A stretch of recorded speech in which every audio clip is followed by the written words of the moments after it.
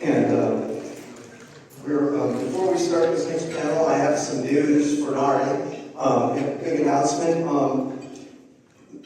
Please come join us next year at NAREE 2024, which will be held, sorry about the feedback, which will be held in Austin, Texas.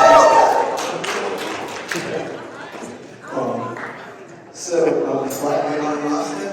There's real estate news, a lot of new development, and it is one of the hottest markets in the country. It'd be a good place for real estate journalists to gather. We hope to see every one of us there, and then some. This next panel is on investigative and watchdog reporting. It's at NAREE University. The excitement that I have about real estate writing is that after years and years and years of covering every kind of beat there is in the newsroom, except for entertainment and sports, real estate writing gives me a chance to cover just about every beat I used to cover. Ranging from hard news, Wall Street news, market news, features, personality profiles, obituaries, courts, criminal fraud trials, et cetera, and certainly the investigations watchdog genre is a major component of that. And today we have some really distinguished, talented writers who have produced in the last year some terrific examples of that. And so I invite you all to look at the QR code that we have here. If you can, try and bring that up, and you will see links to the stories that we'll be talking about. And one link is especially interesting is the link about development in Las Vegas with an interactive map that will show you how Las Vegas has changed over the last 70 years or so. Going from a little tiny CBD to what it is today. There's also under one of the links, it's actually a link to a database, and then under that is a link to the stories, so that would be the last set. And of course, I forgot to bring up the title of everybody, but let me make sure I got it right. Michael Scott Davidson is now, tell me if I get this wrong, he's data reporter for the Las Vegas Review-Journal. He had a brief stint at Newsweek and then came back to work for the Review-Journal. Mike Finch is with the New Orleans Times-Picayune and The Advocate. I got that right. Kyle Campbell is with American Banker. And Keith Larsen is with The Real Deal, which is really an amazing publication when it comes to real estate journalism. So we're going to give each one of you a chance to speak a little bit about the stories that we're talking about here. So give us an overview of your story or stories that you're sharing with us today, what they were about, what questions you set out to answer, and some of your being findings. And we'll start with Michael Scott Davidson. Take it away. All right, thanks for having me. I'm Michael Davidson. Everyone, thanks for coming to Las Vegas to join us for this event. I hope you guys are enjoying our city. You want me to go through my whole thing right now, or just pass along that I can choose mine? Go ahead. Okay, Sure. Ready for your. All right. So we have the slides pulled up. All right. No worries. Anyway, the stories I'm going to talk about today are two. One are about evictions in Las Vegas, something that you can take home. I've got a tip sheet for y'all right over there, and if you don't get a chance to pick one up, I'll hand it out later, or you can ask me for a email about it. And I'm also going to talk about development, that interactive map we were talking about. We did data visualization at the RJ to kind of use assessors data, real estate data to show how the Las Vegas Valley had grown over the last 70 years. And the great thing about both these stories is that they're all using public data, public records. They're things that you can get started on right now. So today I'm going to walk you through how to do those since I've got this slideshow prepared. I think Jeff wanted me to just go ahead and do the whole slideshow right now.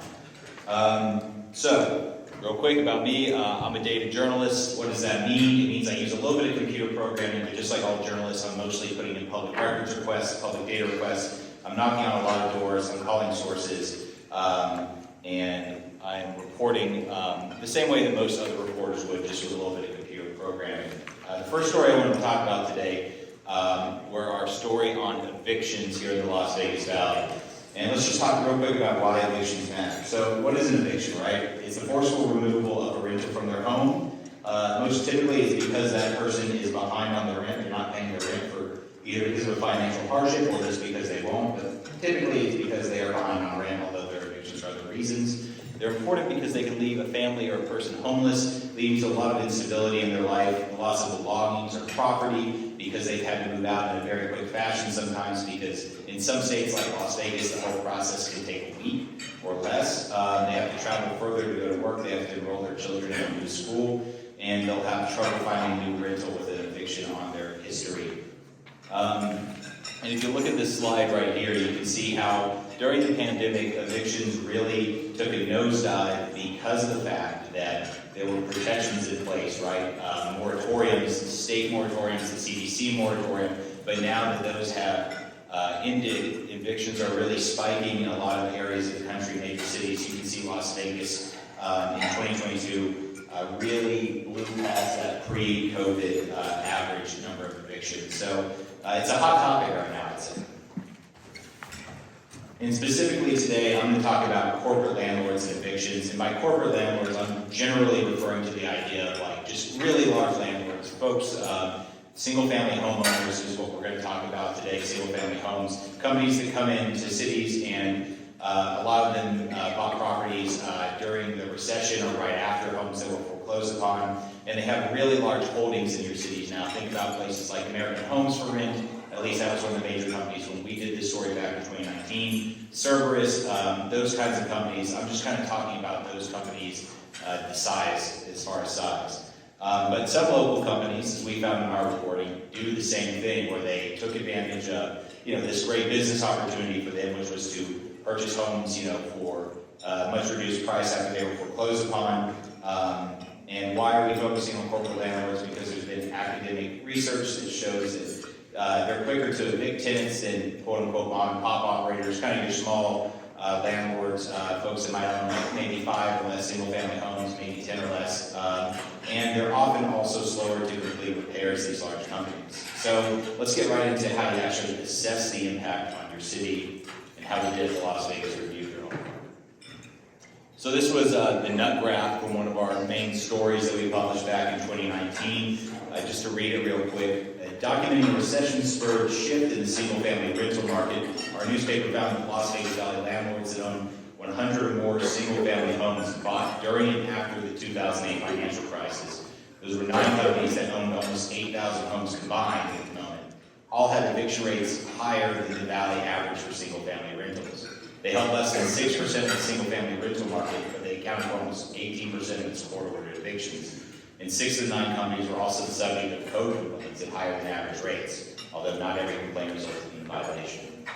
So let's just talk about where the rubber meets the road, right? How do you find these corporate entities and the number of homes they own? It's not as simple as just saying, usually how many homes does the company American Homes for Rent? I'm just using them because the name comes down my head.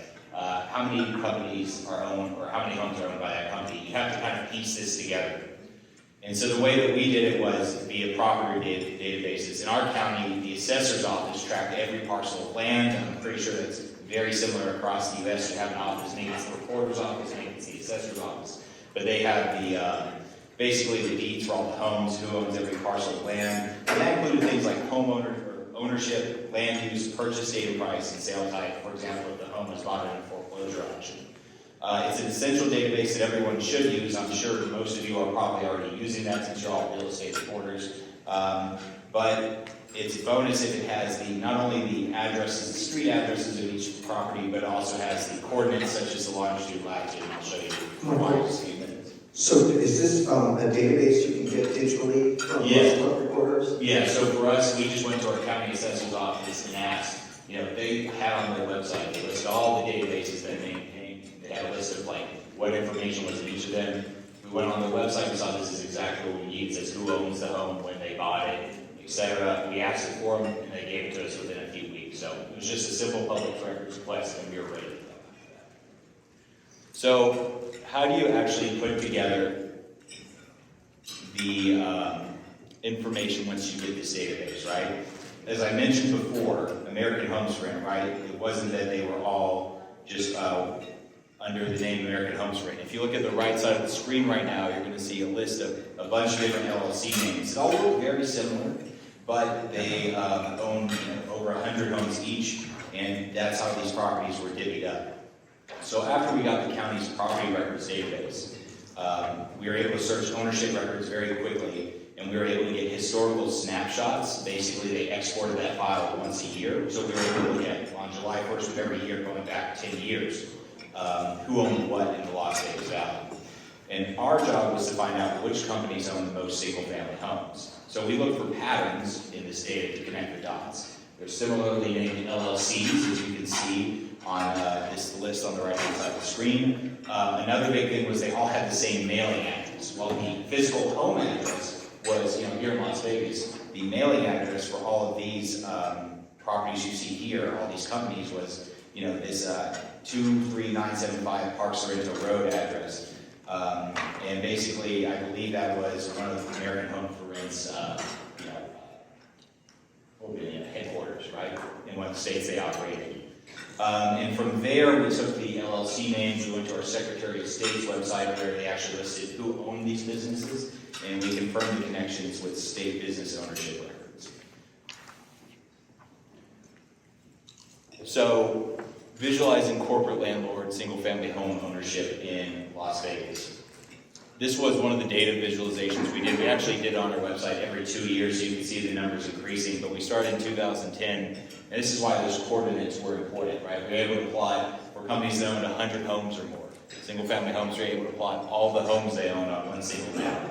You could just see, and our readers could see, over time how that number had grown and grown and grown very quickly over the span of a decade. So how do you connect that to eviction data? Eviction data, you're going to get this from two places. The courts, because all legal evictions in the United States must be court ordered, so that's a great place. The court will give them to you. If the court's not giving them to you, law enforcement officers have to carry out these evictions. It's usually a sheriff's office or a constable's office or a police department. And a quick tip, if you're not used to working with data, make sure you always ask a government entity can provide you data in an Excel file or a CSV, because those imported to Excel very well. It's a very easy to use software. And PDF reports can be cumbersome to scrape or clean, but if you have to do that, basically there's a program called Tableau, which is on my tip sheet, that's going to help you out. I'm going to ask you a question. So when I try and get eviction data for Southern California courts, the courts will give it to you for last year. Are you able to get the data, contemporaneously? We were, because we went to the law enforcement officers, which basically had up to the last week of what they did. The courts weren't at that time helping us out, so we basically went to law enforcement officers. So it's a good thing to try a couple of different places to see who will give you the most up-to-date data and who will charge you more. But long story short, you're going to match the evictions to the landlords by looking at the actual home address where people are getting evicted. You may need a data journalist based on the size of your market. Like if you live in a city the size of Las Vegas, you might need a data journalist to help you out with this if you're not comfortable working with data. Real quick to power through this. So the other things we looked at were just code enforcement data, court filing records to see basically how quickly a company evicted somebody once they were behind on rent. What we found were mom and pop landlords might wait a couple of weeks till somebody was behind on rent before they brought the hammer down and tried to evict them. For a lot of the companies we were looking at, it was the day after rent was due, they were filing for eviction. And then, of course, being reporters, you got to interview tenants, right? That's the heart of any story, people. So they had the documentation to show us when their landlords were quickly evicting them, but they wouldn't come out and do repairs. Like if they had a leak and they had emails showing for months and months and months they had been requesting a repair, and the landlord simply just would not get out there.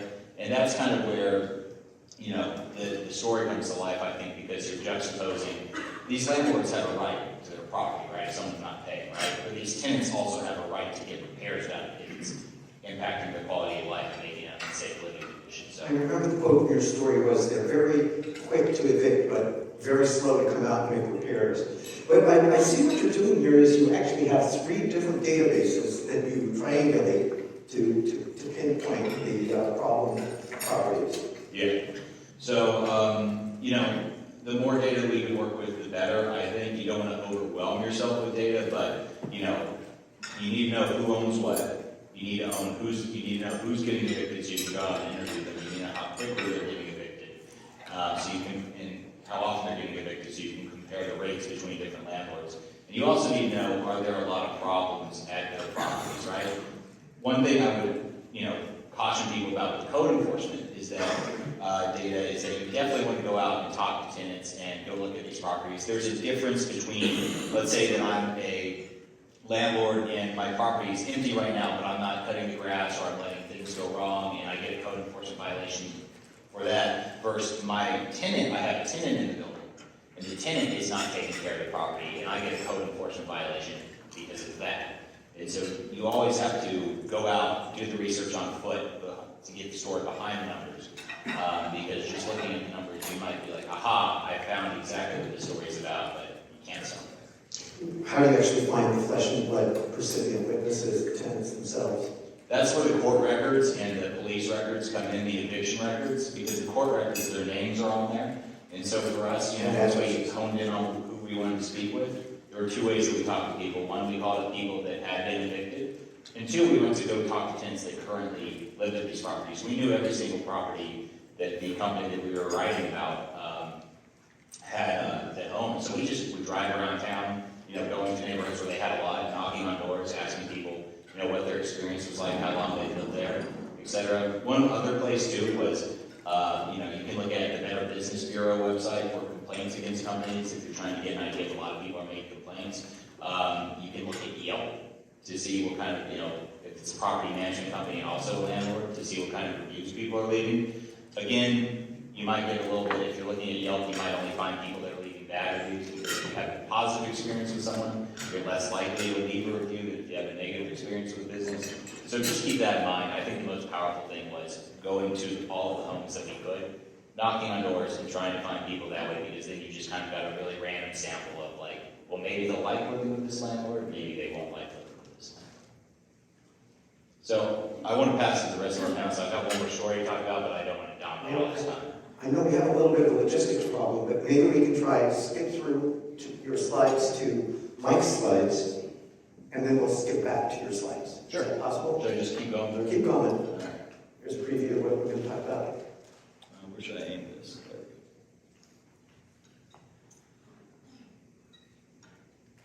That might just be the end. There. Oh, there we go. There you go.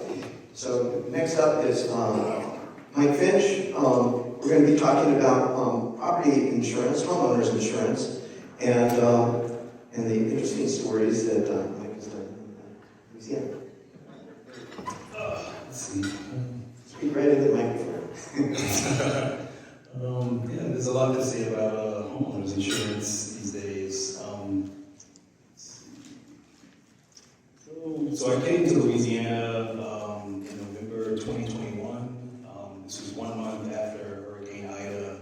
It was the third Category 4 hurricane to make landfall in Louisiana within a 2-year period. They also had a Category 3 make landfall in Louisiana as a pretty significant event, altogether almost on the same scale as Hurricane Katrina. So there's typically a hangover whenever there's a hurricane in the southeast or even in the northeast, where there's a lot of issues with people trying to rebuild and recover from the effects of the storm.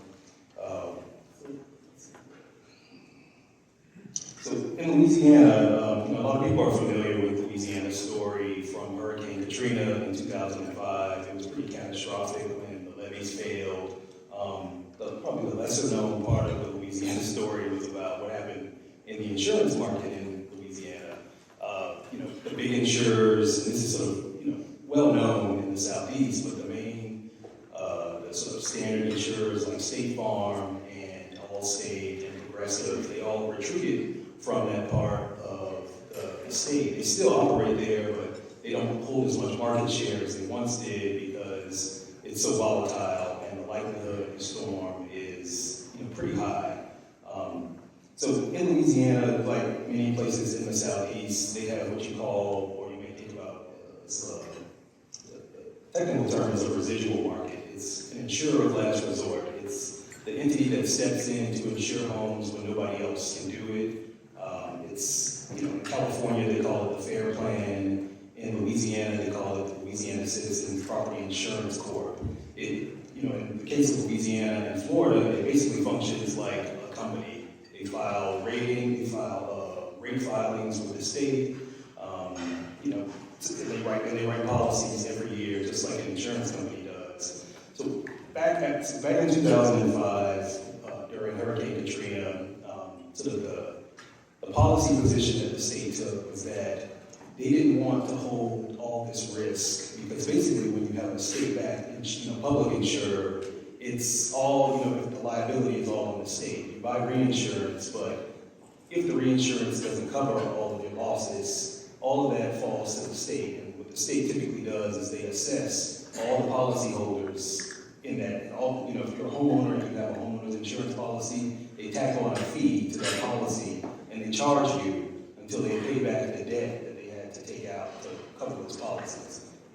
And I'm sure most people know this, but reinsurance is basically an insurance policy that insurance companies take out to insure their insurance. Yes, essentially, reinsurance is the coverage that they buy in the case of a catastrophe, in case that they don't have enough surplus to cover their losses. It's a pretty common sort of facet of the market, but what's become less, I guess, more complicated is that more insurers are more reliant on reinsurance, so they're sort of, what you might think of as reinsured up to their chin, where, every $9 out of $10 is being paid to a reinsurer. So all that revenue just basically gets cycled out of the company every year. You have to buy a reinsurance policy every year. But back to the Louisiana story. So in 2005, after Hurricane Katrina and the big insurers retreated from the market, Louisiana decided that they wanted to adopt the same policy as Florida, and they created this, what they call the depopulation program, where they were going to systematically take all of the people who had flocked to the public insurer, and they were going to migrate them out into the private insurers. But these private insurance companies were like newly startup companies, like they had only formed, many of them formed like in 2000, it's funny, they formed in 2008, and then they go and they take policies out of this high-risk pool in the same year. So they don't have a lot of experience, and this is basically the state, thought that this would be the best route to sort of protect themselves from the huge losses in the event of a catastrophe. So they proceeded on this path. There was no storm that made landfall in Louisiana in these intervening years, and they slowly, as you can see in the graph, their policy count every year just dropped and dropped and dropped. But those small insurers who they sort of recruited to the state had never really been tested until 2020. So when 2020 came, was the first major storm. Hurricane Laura made landfall in Lake Charles. That was the first sort of shock to some of these insurance companies. And then we also had Delta and Zeta in the same year. So Category 4 storms, Category 3 storms. These are big, significant weather events that, also in the time of inflation and, rising material costs, scarcity of obtaining material, the cost to rebuild some of these homes just dramatically increased from what they thought that they might pay in the event of a storm. In addition to there just being more storms than anybody could ever anticipate happening in such a short period of time. So by the next year, when Hurricane Ida came in 2020, many of these insurers, these small upstart insurers, were basically on life support already. And Ida just basically delivered the death blow. And 1 month after I arrived in Louisiana, 2-3 insurance companies collapsed and failed, which is pretty significant, they'd never really seen that happen in Louisiana before. Funny enough, in Florida, where the policy, whose policy they copied, they'd seen many companies collapse because they were basically had done and seen everything that Louisiana was experiencing before, and so it wasn't uncommon in Florida, but in Louisiana it was just like nobody could really understand what was happening and why the insurers were incapable of paying out on the claims. And over the preceding year, more and more companies just collapsed until I think at the moment there's like a dozen companies that were writing policies in Louisiana that decided that, well, they didn't decide, they couldn't pay the bills, and they couldn't sort of cover the claims for all of those properties that they had underwritten. So all of that goes to the bailout fund, where people try to recoup the money that was owed to them. So I wrote, the first story that I wrote sort of like just connected those dots, which was pretty simple and easy to see. It was about this program that Louisiana had created to sort of slowly migrate the policies out of the high-risk pool.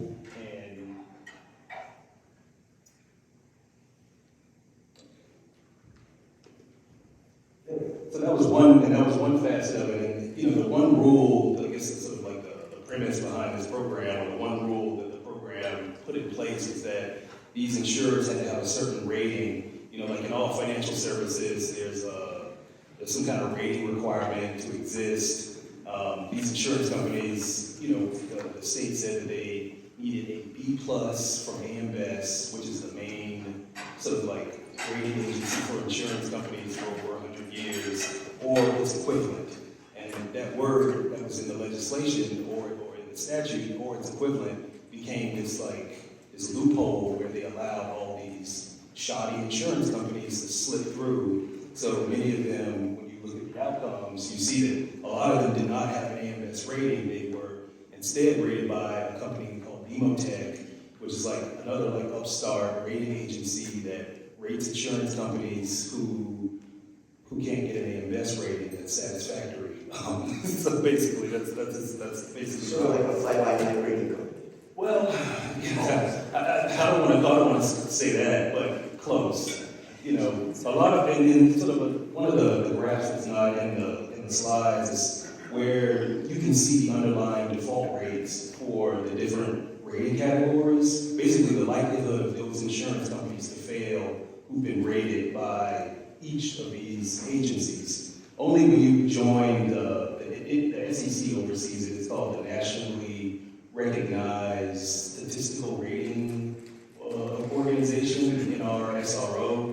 When you join the NRSRO, your ratings become public, and you can see the default rates that underlie all the ratings. So Demotech joined the NRSRO in 2022.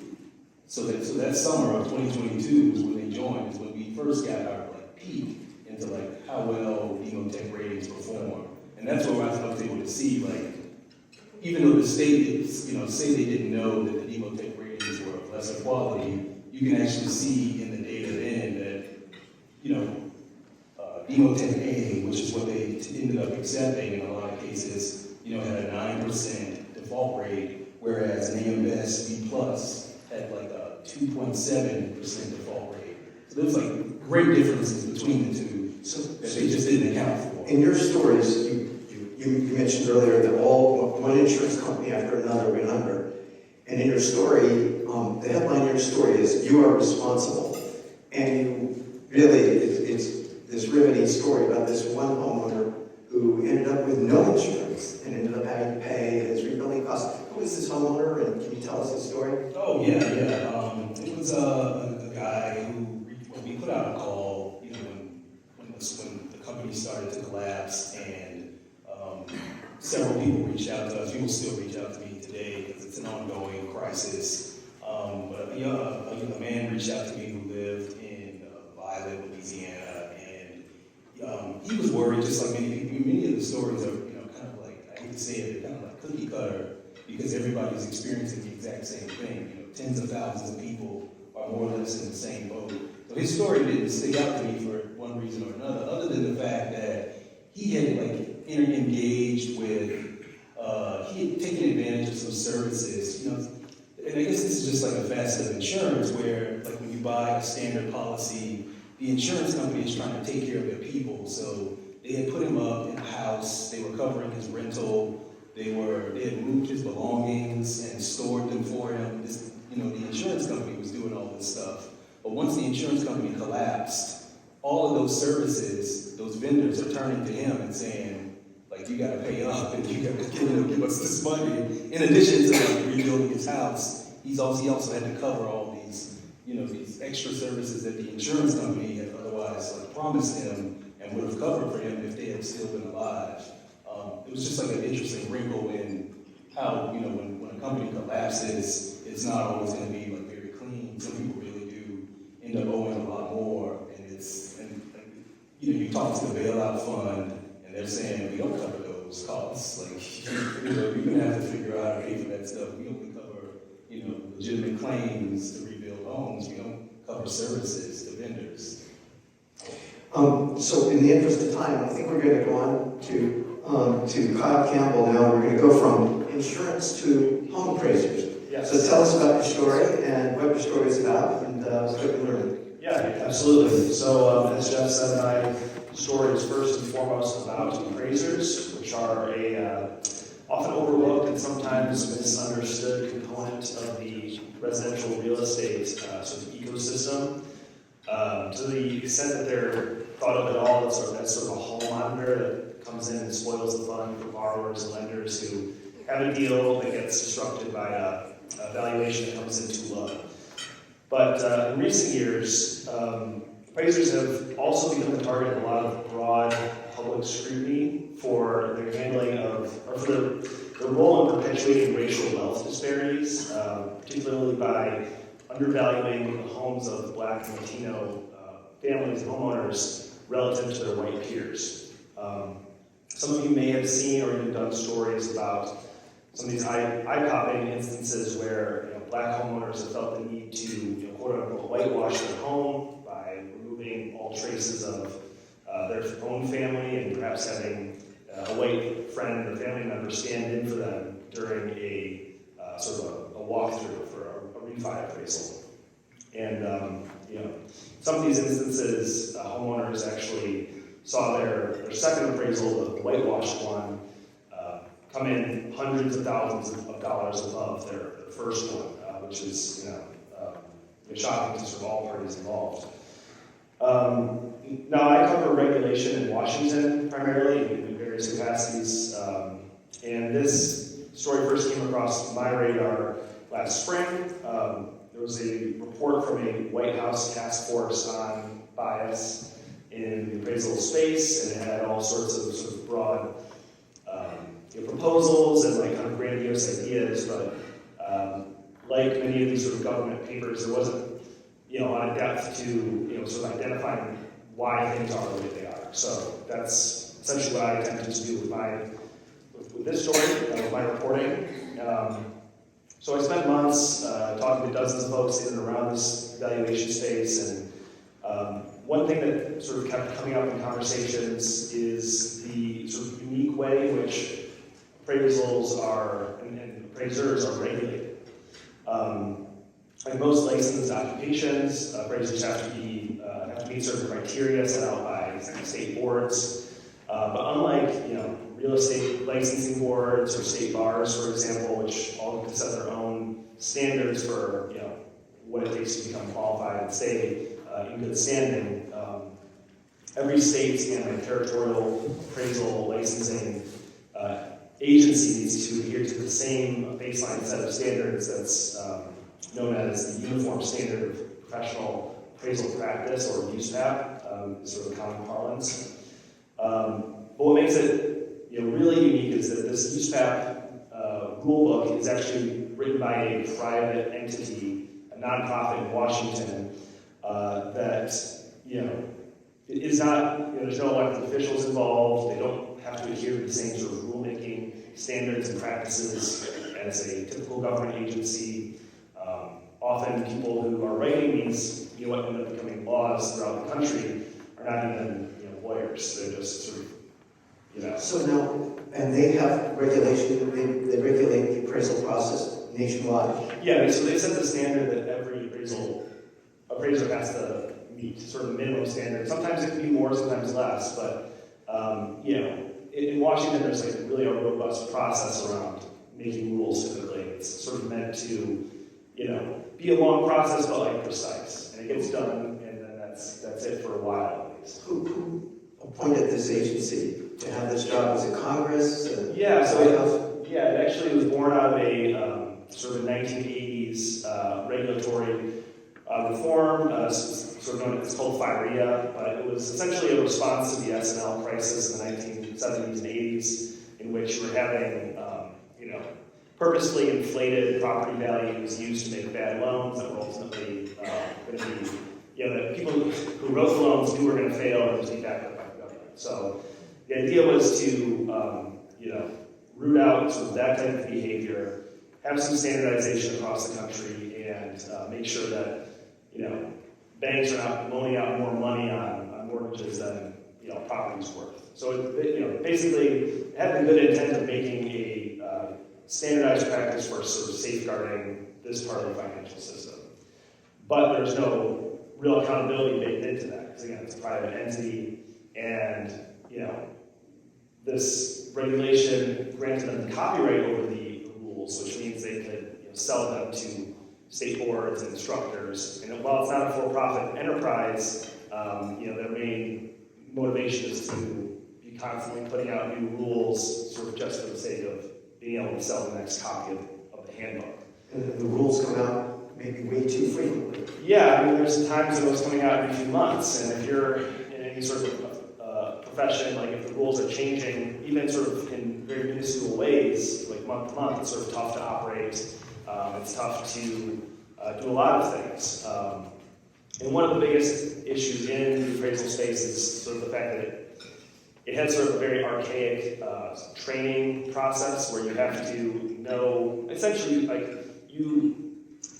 an appraiser has to take on an apprentice in sort of a very old school kind of way. And again, it makes sense in theory. You want to have this hands-on experience, but the person who's doing the training doesn't really get compensated because they're essentially training their competition. So there's no real reason to bring on a trainee unless maybe they're a family member, and they often are.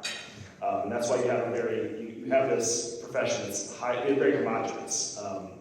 The statistics, sort of the most recent findings from sort of labor surveys found that it was a 98% white profession, like 70% male, and increasingly, folks in their sort of 50s and older. Because again, it's hard to grow a profession when there's not really a lot of, there's not really an incentive to do so. So you have an appraiser in your story who tells her story, and that is that she was very excited about being in the appraisal business and was not very happy with his job. Yeah, a woman named Lori Noble. She's based in West Virginia. She, kind of cleared the first hurdle of finding someone to take her on as a trainee, and she got into the space and was operating it for a while, and then sort of quickly found that as she was trying to move into sort of beyond just standard like single family appraisals and into sort of more lucrative types of appraisal, she was stifled by her state's regulatory regime. And this is another issue. It's a separate but related issue in that all these boards are frequently run by other appraisers, and so they have, again, sort of a vested interest in protecting their own business. So if they have a large share of business in doing appraisal work for the government, let's say, or things like that, her feeling was that she was, and there's documentation of this in the piece, but the folks on that board were sort of actively trying to prevent her and others from advancing in the field. And so, this is getting back to the foundation in Washington. Again, you have sort of this overarching entity that should be setting rules that maybe prevent these boards from, perpetuating this type of activity. But again, that's not really in their interest. They just sort of want to put out. It also gives names to the agency that. Yeah, it's like kind of regulatory capture by design in a way. What's it called? The Appraisal Foundation. Okay. And now you have here a link if. Yeah. So this is something that, as I mentioned, this has become a big focus for the government, and there've been some efforts to try to curb, bias in appraisals. And one of the tools that's come out that I think would be useful for other reporters who want to explore this topic is this. It's called the Uniform Appraisal Data Set from the the FHFA, which is the Federal Housing Finance Administration. And what this is going to show you is it's very similar to what's known as HMDA for anyone who's sort of done similar reporting, which is the Home Mortgage Disclosure Act. So this is providing anonymized data on sort of property appraisals relative to like their actual sale value. And what you can see here, this is again, they have the sort of raw data on this this website from FHFA, but they also have some content they put out, including some charts like this one, which show that essentially the higher the concentration of minority residents in a certain census district, like the more, I guess, essentially the lower their, the less likely their properties are going to be appraised at full value for the contract price. And it's sort of like, you have the top line, which is sort of the census tracts that are sort of majority, oops. I don't know what happened here. But yeah, you can do that broken down by different metro areas as well. So there's another example on here that, so that's the Chicago area. It shows you again. So the highest line is like census tracts that are primarily white residents having their properties appraised at a steadily higher rate than areas that are increasingly more minority majority.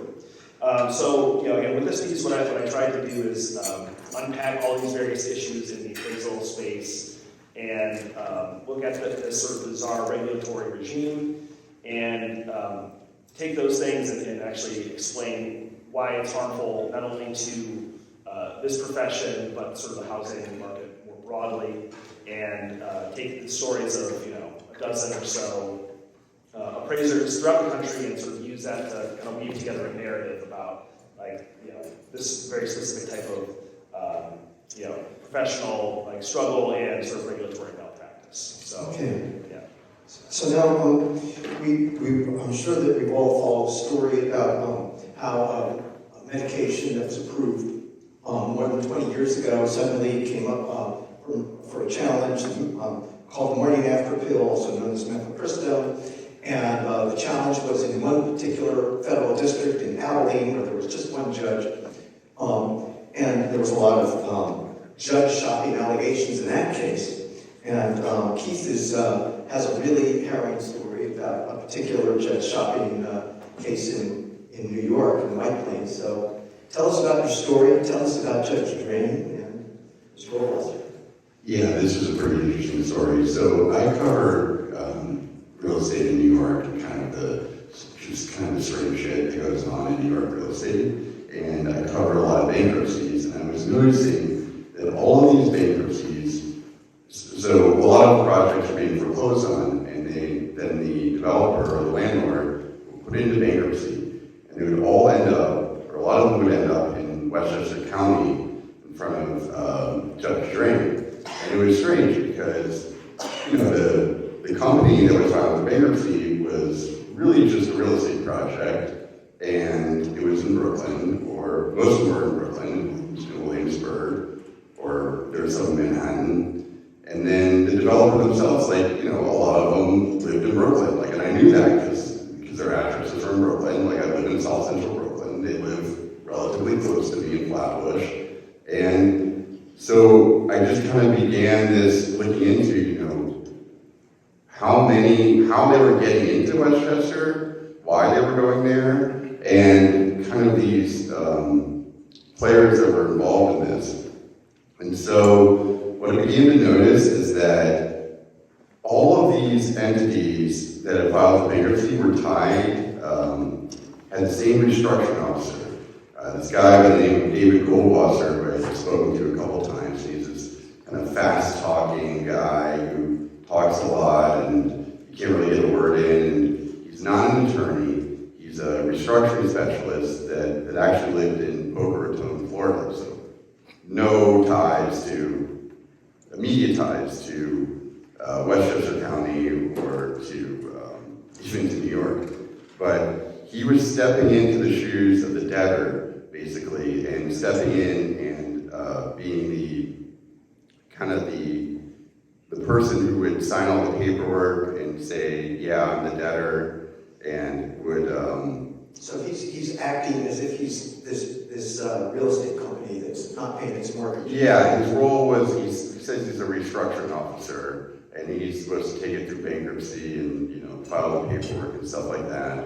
And, what I found out is that over the course of many years, maybe a decade, about 33 of these LLCs, 33 of these companies, which are really just LLCs, that really just real estate developments, there's no real company.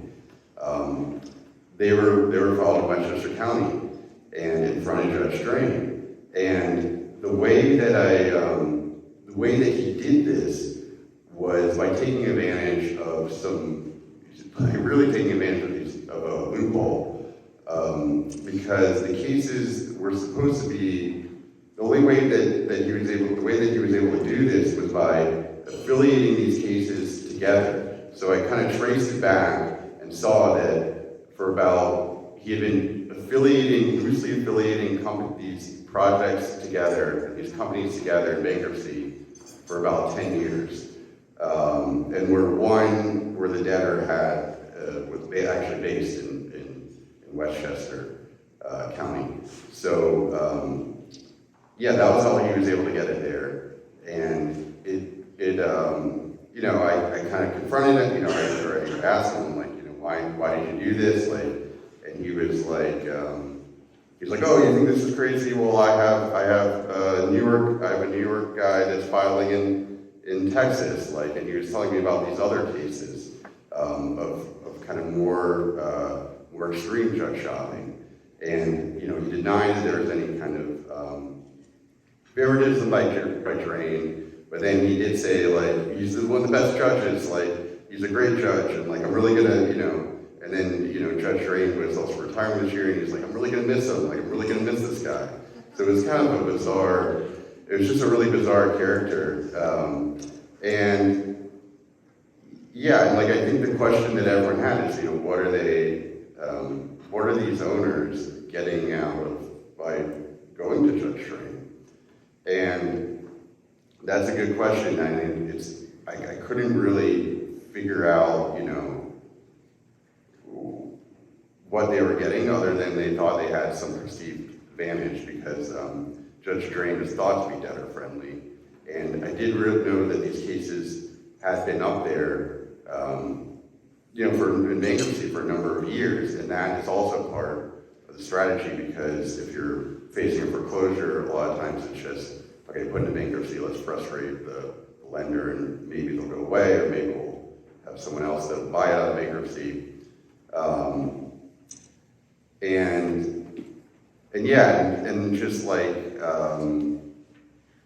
So then I talked to Drain, and then he was not happy and was, yelling at me and was kind of saying, this is hogwash, and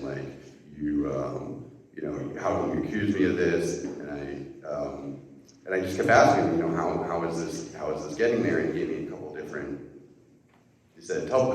things about how, a lot of people would say this about these Delaware companies that filed for bankruptcy, which is possibly true. A lot of companies filed in Delaware, but this is a little bit different because those companies are technically registered in Delaware. These companies are not registered in Westchester County, so it's a little bit different. And he was really, really not happy with me. But and then the story also looked into kind of Drain's background. He was the judge overseeing the Purdue Pharmaceuticals case, which got a lot of attention in the press, and also the Sears bankruptcy. And it was just a little strange because he's very credentialed. And so the question is, why is he taking all these $50 million or less projects that are filing for bankruptcy in Westchester County? Why is he taking these cases? So we're getting a little short on time here, and I want trying to see if anybody has any questions. Before we do, Michael has some investigative reporting tips. He has a tip sheet. There's copies at the end of this table, and you can contact Michael if you want copies. Did anybody have any questions before we wrap up? Yes? It's probably most squarely for Michael, but how do you balance when you're investigating something, like the stories that people come to you with, maybe not specifically for that eviction one, but if you're doing a lot of investigative reporting, I've noticed in a lot of my jobs, we have like unhappy customers that go to the media, like grind an axe or get something, and they're the one not holding up their end of the bargain or trying to play the media to their own advantage. Like, how do you work through that when you have people that come to you proactively to try to get you to do a story about something that let's talk about? So how do you make sure you're not being gamed? Yes, exactly. Yeah, well, I think there's a couple of parts, there's two parts to that answer. First of all, we all get a bunch of tips as reporters, right? Whether you're an investigative reporter or not. To us, the reason why for this eviction story as an example, one of the things we look at is okay, how many people are being affected by this, right? Is it just one person that is, and this would just kind of be like a consumer complaint story, or would this be kind of more of a widespread story about just talking about things like big societal things, right? And for us, this eviction story was important because it was looking at how, since the recession over the past decade, the single-family rental market had changed in Las Vegas. There were, we were looking at the total number of evictions between all these companies, and there were hundreds upon hundreds each year. And so that's how we decided, okay, this is worth pursuing in general. Now, when it comes to how do you make sure you're not getting gamed, right? For us, the folks, we talked to a whole bunch of folks, right? The ones that, first of all, talking to a whole bunch of folks and kind of getting a sense of the company that we really focused on in this story, which was a local company. We talked to dozens of tenants, and and it's not only, a few came from Yelp, right? And we knew they were disgruntled to begin with, or at least maybe they just weren't happy with their experience. But we went to a whole heck of a lot of doors, right? Knocked on doors. And I'd say of the dozens of people we talked to, 98%, I'm comfortable saying, were this has been the worst experience I've ever had renting in my life. So there was that. It wasn't just one person, with an axe to grind, right? Some corroborating evidence. Right. Well, the other thing was, everybody we included in the story. Okay, we want to see, if you're saying they didn't do repairs, we want to see the emails, we want to see the proof, do you have photos, do you have videos? Of course we're going to go to this company and ask them to comment, but if we're going to include your story, we want to come see in person what's going wrong. We want to see the paper trail that backs up what you're saying, that they won't come out and do repairs.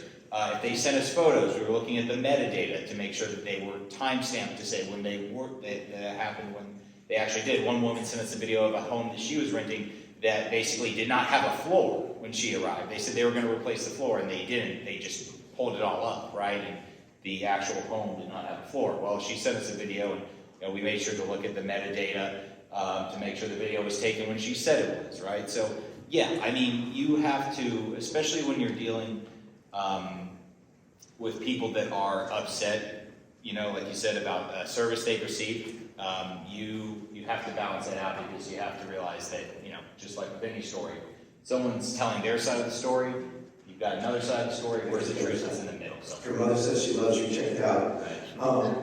So we are out of time. Is there any other questions? I would, okay. Michael, how did you reach out to the tenants? This is a difficult time in their life. How did you do it with empathy? So, yeah, that's a difficult one. So obviously the people that we went and knocked on the door, it was very kind of face-to-face, that helps a lot, right? Because you're just talking to them face-to-face. For the people that we had to call on the phone, right? And you're right, you've got people, that are hey, I'm going to be out on the streets in a few days, or, I moved out to Las Vegas and this company's kicking me out. I don't have family. They're, back in Florida. They're in Texas, right? We're going to have to figure out a way to get back there. How to approach it with empathy, I would just say, is listen, don't promise them anything, right? Never promise somebody this is what this story is going to be, because you're in the research phase always until you're writing, and even when you're writing, you're fact checking, right? But basically be this is, we talked about this is why why we think it's important to figure out what's going on. This is why it's important that you share your story with us, we believe.